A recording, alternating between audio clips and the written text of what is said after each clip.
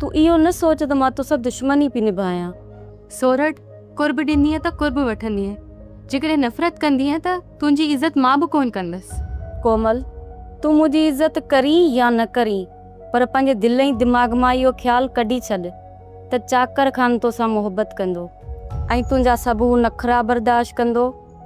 चाकर खे त शुरू खां वठी हुकुम हलाइण जी आदत आहे, ऐं जे अगरि तूं हुनजे हुकमनि ते पूरी लहंदीअ न, पोइ ई चाकर तुंहिंजी इज़त कंदो। ही चाकर ऐं मुंहिंजे विच जो मसइलो आहे, हिन में तोखे अचण जी का बि ज़रूरत न आहे। मां तव्हांजे विच में कान पई अचां कोमल, पर तूं मुंहिंजे ऐं चाकर जे विच में आई आहीं। इन जे करे ई मां तोखे सम्झायां थी त असां सभिनी खे गॾु हींअर कीअं रहणो आहे। गॾु न सोरठ, अलॻि अलॻि ई रहणो पवंदो। निकाह खां पोइ मां ही घर छॾे अलॻि घर में रहंदसि। ॻोठ में त चाकर जो ही हिकु ई बंगलो आहे, हाणे हू तुंहिंजे लाइ ताजमहल त कोन ठाराईंदो। जे न ठाराईंदो त मां पंहिंजो ताजमहल पाण ठाराए वठंदसि, एतिरा मूं वटि पैसा आहिनि। हिन वक़्तु तूं नथी सम्झी, पर जल्द सम्झी वेंदीअ त चाकर तोखे छा करे रखंदो।